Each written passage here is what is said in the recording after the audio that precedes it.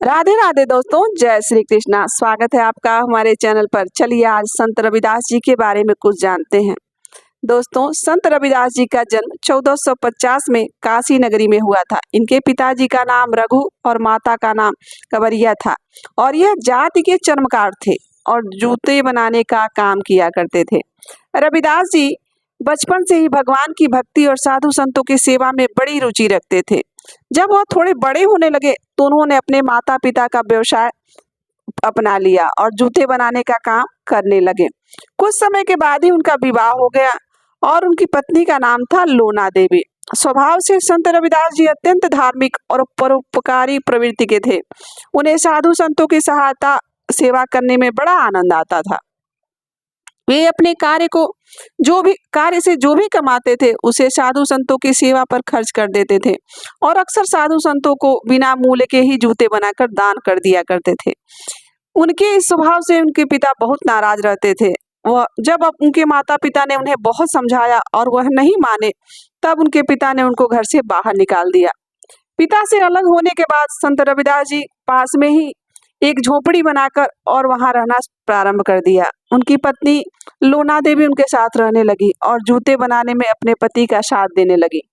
जूते बनाने से धर्म कार्य करने के उपरांत जो भी बचता था, वो जो भी आमदनी होती थी, वह उसी से अपना निर्वाह करने लगे। रविदास जी एक दिन जूते भी बनाते और साथ साथ भगवान का भजन भी करते रहते थे। लोग उनके भजनों को बहुत पसंद करते थे। संत रविदास जी की पत्नी एक पतिव्रता स्त्री थी और वह ऐसी थी कि वह संत रविदास जी के हर कार्य में उनकी मदद करती थी, उनका हाथ बटाती थी और साथ साथ भगवान का भजन भी किया करती थी। दोनों बहुत ही अभाव में जीवन गुजार रहे थे। अभावग्रस्त जीवन होने के बावजूद भी संत रविदास जी साधु संतों की सेवा करने में कोई कसर नहीं छोड़ते थे। वह अपने सामर्थ्य के अनुसार संतों की सेवा अवश्य करते थे, इसलिए उन्हें उनके घर पर साधु सन्यासियों का जमावड़ा लगा रहता था। रविदास जी बड़ी निष्ठा से संतों की सेवा करते थे। उन्हें बड़े प्रेम से भगवान के भजन सुनाकर मंत्रमुग्ध कर दिया करते थे। एक दिन की बात है कि भगवान ने संत रविदास जी के दरिद्रता को देखकर बड़ा दुखी हुए और उनके घर पर एक साधु का रूप बनाकर पहुंच गए। संत रविदास जी के पास पहुंचकर साधु रूपी भगवान ने कहा कि मैं तुम्हें पारस पत्थर दे रहा हूँ, जिसे किसी भी लोहे को तुम स्पर्श कराओगे तो वह सोना हो जाएगा। और ऐसा कहकर साधु जी ने जो लोहे के चमड़ी काटने वाली जो रेती होती है, उसको उस पारस पत्थर से स्पर्श करा दिया। यह देखकर संत रविदास जी बड़े आश्चर्य में पड़े और उन्होंने कहा कि मुझे सोने की रेती की कोई जरूरत नहीं है, आप इसे रख लीजिए, मुझे लोहे की रेती ही मेरे काम आएगी। और पारस पत्थर को जब भगवान ने पारस पत्थर को रख लेने का आग्रह करने लगे रविदास जी से, तो रविदास जी ने कहा कि जिसके हृदय में भगवान की भक्ति और अमूल्य धन मौजूद हो, उसे पारस पत्थर की क्या जरूरत है। ऐसा कहकर उन्होंने पारस पत्थर लेने से इनकार कर दिया। बहुत आग्रह करने पर भी जब रविदास जी पत्थर नहीं स्वीकार किए, तब साधु रूपी श्री भगवान रविदास जी की झोपड़ी में उस पारस पत्थर को खोस कर और वहां से चले गए और कहा कि जब भी आवश्यकता हो इस पत्थर का प्रयोग अवश्य ही कर लेना। महीने के बाद उस साधु रूपी श्री भगवान जब पुनः वापस आए तो रविदास जी के पास, और उन्होंने देखा कि रविदास जी अभी भी अभावपूर्ण ही जीवन जी रहे हैं, अभी भी वो वैसे ही गरीबी में है। साधु ने रविदास जी से पूछा कि आपने अभी तक उस पत्थर का प्रयोग क्यों नहीं किया, क्या वह चोरी हो गया। रविदास जी बोले, मुझे पारस पत्थर की कोई आवश्यकता नहीं है, मुझे अपने कार्य से जो आमदनी होती है वही मेरे लिए पर्याप्त होती है, इसलिए पारस पत्थर को मैंने हाथ भी नहीं लगाया। आप जहाँ रख के गए होंगे वो वहीं पड़ा होगा। साधु रूपी जब भगवान ने जब वहां पर जाकर देखा तो उनकी कुटिया में वह पत्थर वहीं रखा पाया। यह देख करके साधु रूपी भगवान संत रविदास जी की ऐसी निस्वार्थ और बिना लालच की भक्ति को देखकर बहुत प्रसन्न हुए और उन्हें आशीर्वाद देकर वहां से चले गए। कुछ दिन जब बीत गए तब संत रविदास जी की कुटिया में प्रतिदिन 5 स्वर्ण मुद्राएं अपने आप प्रकट होने लगी। रविदास जी उन स्वर्ण मुद्राओं को गंगा नदी में विसर्जित कर देते थे। कुछ दिन तक यही क्रम चलता रहा। एक दिन भगवान ने स्वप्न में रविदास जी से कहा कि मैं जानता हूँ कि तुम्हें धन की आवश्यकता नहीं है और तुम्हें धन का लोभ भी नहीं है, परंतु मेरे द्वारा दी गई मुद्राओं को ग्रहण कर लिया करो और उसका उपयोग संतों की सेवा में लगा दिया करो। रविदास जी ने भगवान की आज्ञा को सिरोधार्य किया और जो स्वर्ण मुद्राएं उन्हें प्राप्त हो रही थी उनका उपयोग वह संतों और साधुओं की सेवा में एवं अन्य धार्मिक कार्यों में करने लगे। इसके बाद इन्होंने भक्तों के ठहरने के लिए धर्मशाला का निर्माण करा दिया, एक सुंदर मंदिर भी बनवा दिया और उस मंदिर को पूजा का अधिकार उन्होंने ब्राह्मणों को दे दिया। इसके बाद उनकी खूब प्रसिद्धि होने लगी। दूर दूर से लोग संत रविदास जी के दर्शन करने के लिए आने लगे। एक बार की बात है, नित्यव्रत राजा के जो एक प्रहरी थे और वह गंगा जी में पुष्प अर्पित करने जाते थे राजा की तरफ से। वह उसी मार्ग से जा रहे थे, तब संत रविदास जी ने उनसे कहा कि आप एक काम करिए, आप आज मेरा भी कुछ धन ले जाकर माता गंगा को अर्पित कर दीजिए। यह सुनकर उन्होंने कहा कि ठीक है, मैं जा ही रहा हूँ, आप दे दीजिए मुझे। इतना सुनना था कि संत रविदास जी ने 2 पैसे उन ब्राह्मणों को दिया और कहा कि आप इसको माता गंगा को अर्पित कर दीजिएगा और माँ गंगा जो कुछ भी कहेंगी वह मुझे आकर आप बता देना। ब्राह्मण उनसे 2 पैसे लेकर वहां से चले गए। रोज की तरह ब्राह्मण पहले राजा की ओर से गंगा जी को पुष्प अर्पित किए और फिर रविदास के दिए हुए 2 पैसे को गंगा जी को अर्पित करने लगे और कहा कि गंगा मैया, यह लो 2 पैसे संत रविदास जी ने भेजे हैं। ब्राह्मण ने देखा कि गंगा जी से 2 दिव्य हाथ प्रकट हो गए और दोनों पैसे लेकर के अदृश्य हो गए। यह देखकर कि ब्राह्मण आश्चर्यचकित रह गया। कुछ ही क्षणों में वह हाथ फिर से प्रकट हुआ और अब की बार उस हाथों में एक सोने का बहुमूल्य कंगन था। जल में से आवाज आई कि यह कंगन जाकर के संत रविदास जी को दे देना। ब्राह्मण कंगन लेकर रविदास जी की घर की ओर जाने लगा। मार्ग में उसने सोचा कि रविदास को धन की क्या आवश्यकता है, वह तो खुद ही दान करता रहता है। इस कंगन को रविदास ने देखा तो है नहीं, तो वह मुझसे पूछेगा भी नहीं, क्यों ना मैं इसे कहीं बेच दूं। यही सोच करके वह कंगन एक सुनार के दुकान पर ले जाकर ब्राह्मण देवता ने बेच दिया। दूसरे दिन जब पुनः रविदास जी ने से वह मिला तो उसने कहा कि पैसे तो मैंने अर्पित कर दिए थे, परंतु गंगा जी ने कुछ नहीं कहा रविदास जी।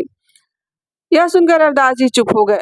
अब उस कंगन को सुनार से किसी सेठ ने खरीद लिया। उस सेठ की पत्नी कंगन को पहन करके रानी से मिलने के लिए महल में आई।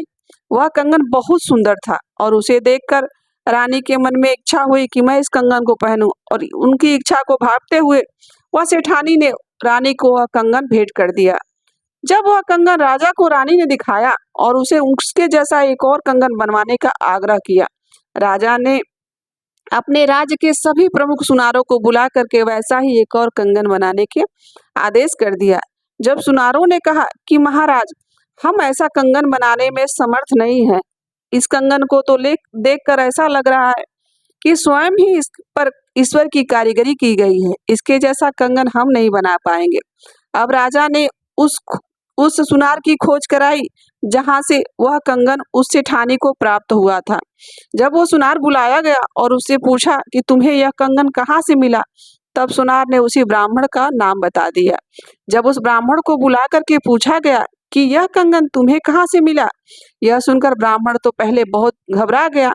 जब राजा ने ब्राह्मण से पूछा कि तुमने यह कंगन कहीं से चुराया तो नहीं, सच सच बताओ, नहीं तो तुम्हें कठोर दंड दिया जाएगा। अब ब्राह्मण डर गए और उन्होंने संत रविदास जी से गंगा मैया की पूरी घटना जो हुआ था वह पूरा विस्तार पूर्वक समझा दिया। फिर राजा ने उस ब्राह्मण को लेकर संत रविदास जी के पास पहुंच गए और उन्हें पूरी घटना के बारे में बता करके प्रार्थना की कि हे रविदास जी, कृपया करके मुझे ऐसा ही एक और कंगन दिला दीजिए। तब संत रविदास जी ने कहा कि ब्राह्मण देवता को ऐसा नहीं करना चाहिए था, उन्होंने जो भी किया वह गलत था। यह कहकर जो चमड़ा भिगोने वाली कठौती होती है उसकी तरफ देखते हुए रविदास जी ने कहा कि मन चंगा तो कठौती में गंगा, और उन्होंने गंगा माता से प्रार्थना करते हुए कहा कि हे देवी, मुझे एक ऐसा कंगन और दे दीजिए। ऐसा कहते हैं कि उस कठौती से 2 हाथ प्रकट हुए और रविदास जी को वैसा ही एक और कंगन दे दिया। रविदास जी की भक्ति का ऐसा चमत्कार देखकर सब उनकी प्रशंसा करने लगे और राजा उस कंगन को लेकर वहां से चले गए। इस घटना के बाद तो जैसे रविदास जी की प्रख्याति ही बढ़ गई, लोग उन्हें पूजने लगे। ऐसा देखकर ब्राह्मणों को अपनी प्रतिष्ठा कम होने का डर लगने लगा, इसलिए उन्होंने जाकर राजा को भड़काना शुरू कर दिया और रविदास से ईर्ष्या के बस उन्होंने राजा को यह कहना प्रारंभ कर दिया कि रैदास झूठ बोल रहा था महाराज, वह झूठा चमत्कार दिखाता है, वह सबको भ्रमित कर रहा है। यदि वह सच्चा भक्त है तो उसकी परीक्षा लेनी चाहिए। तब राजा के मन में भी संदेह उत्पन्न हो गया और उन्होंने निर्णय लिया कि ब्राह्मण और रैदास की बारी बारी से प्रभु को आवाहन करने के लिए कहा जाएगा और जो भी मंदिर में विराजमान ठाकुर जी की मूर्ति जिसके भी गोद में आकर बैठ जाएगी उसे सच्चा भक्त माना जाएगा। इसके बाद एक दिन निश्चय किया गया जिस दिन सबकी परीक्षा होनी थी, सबकी भक्ति की परीक्षा होने वाली थी। देखते ही देखते वह दिन भी निकट आ गया और सभी उसी दिन वहां पर एकत्रित हो गए। सबसे पहले ब्राह्मण दिन के तीसरे पहर तक पूरे विधि विधान से वेद मंत्रों का जाप करते हुए भगवान को अपने पास बुलाने का प्रयास करने लगे, परंतु उनका प्रयास असफल रहा। अब रविदास जी की बारी थी। जब रविदास जी की बारी आई तो उन्होंने बड़ी ही विनम्रता पूर्वक भगवान से प्रार्थना की और कहा कि हे भगवान, इस दास पर अनुग्रह कीजिए। ऐसा कहकर के प्रेम पूर्वक उन्होंने एक भजन गाया और जैसे ही रविदास जी का भजन पूरा हुआ, भगवान की प्रतिमा सबके सामने अपने स्थान से उठ करके और संत रविदास जी की गोद में आकर बैठ गई। इस प्रकार भगवान ने न केवल सबके सामने अपने भक्त की लाज रख ली, बल्कि भगवान ने अपने भक्त की प्रतिष्ठा को हजारों गुना बढ़ा दिया। इस घटना के बाद नगर के सभी लोग और काशी के नरेश संत रविदास जी की भक्ति के वशीभूत हो गए। दोस्तों, बचपन से ही रविदास जी अपने गुरु पंडित शारदानंद जी के पाठशाला में पढ़ने के लिए गए, परंतु कुछ जाति के लोगों, वहां उस समय जाति पात बहुत चलता था, कुछ जाति के लोगों के द्वारा उन्हें वहां न पढ़ने के लिए कहा गया, परंतु उनके विचारों को देख करके पंडित शारदानंद को यह एहसास हो चुका था कि रविदास जी बहुत ही प्रतिभाशाली और ज्ञानी व्यक्ति हैं, इसलिए उन्होंने रविदास जी को पाठशाला में दाखिला दे दिया और उन्हें पढ़ाने लगे। रविदास जी बहुत ही अच्छे और बुद्धिमान बच्चे थे और पंडित शारदानंद जी से शिक्षा प्राप्त करके वह एक महान समाज सुधारक भी बन गए थे। दोस्तों, पाठशाला में पढ़ाई करते हुए पंडित शारदानंद जी का एक पुत्र था जो रविदास जी का मित्र बन गया था और दोनों शाम को रोज लुका छिपी का खेल खेलते रहते थे। दोनों एक एक बार जीत चुके थे। एक दिन की बात है कि दोनों खेल ही रहे थे, दोनों एक एक बार जीत चुके थे। फिर शाम हो गई थी, दोनों को अपने घर जाना था। तब उन्होंने तय किया कि कल हम फिर मिलेंगे और फिर खेलेंगे। रविदास जी इंतजार करते रहे, परंतु अगले दिन शारदानंद जी का पुत्र खेलने नहीं आया। जब बहुत देर तक वह नहीं आया तो रविदास जी उसके घर पर गए और घर पर पहुंचते ही उन्होंने क्या देखा कि उनके मित्र की मृत्यु हो चुकी है। सभी लोग उस मित्र की लाश को घेर कर चारों तरफ से खड़े हैं। तभी रविदास जी पंडित शारदानंद जी के पुत्र के शरीर के पास जाकर बोले कि अभी क्यों सो रहे हो, अभी तो तुम्हारी बारी है छुपने की, तो उठ जाओ, अभी लुका छुपी का खेल बाकी है। दोस्त, यह सुनते ही वह बच्चा जीवित हो गया। कहते हैं कि रविदास जी के भगवान से मिली हुई शक्तियों के कारण उनके शब्दों में इतना प्रभाव था कि वह मृत बच्चा भी जीवित हो चुका था। सबको यह देख के अचंभे में पड़ चुका था। कहते हैं कि संत रविदास जी अपने पास रखे एक मटके का पवित्र पानी लोगों को पीने के लिए देते थे। एक बार की बात है, एक धनी सेठ ने उस पानी को न पीने का नाटक करते हुए उस पानी को पीछे फेंक दिया। कहते हैं कि जो पानी उसके कपड़े पर गया था, वह घृणा बस उस कपड़े को ले जाकर एक कुष्ठ रोगी को दान कर दिया। उस कपड़े को कुष्ठ रोगी ने जब पहना तो कुष्ठ मुक्त हो गया और उसके शरीर से रोग ही चला गया और सेठ जी कुष्ठ रोग से पीड़ित हो गए। और बहुत चिकित्सा कराने पर भी जब वह ठीक नहीं हुए तो कुछ लोगों ने उन्हें ऐसी सलाह दी कि आप संत रविदास जी के पास जाइए और आपने जो किया है उसकी क्षमा मांगिए। वह सेठ जी संत रविदास जी के पास गए और गुरु रविदास जी से उन्होंने क्षमा मांगी। संत रविदास जी ने उस सेठ को क्षमा कर दिया और अपने आशीर्वाद से उस सेठ को पुनः स्वस्थ कर दिया। इस घटना के बाद ब्राह्मणों ने भी रविदास जी को पुनः अपना लिया और उन पर उनका विश्वास बढ़ गया। कहते हैं कालांतर में रविदास जी ने अपने देह को जब त्याग दिया तो वह मोक्ष को प्राप्त करके आवागमन की झंझट से ही मुक्त हो गए। तो दोस्तों, यह थी रविदास जी की कहानी। आशा करती हूँ कि आपको अच्छी लगी होगी।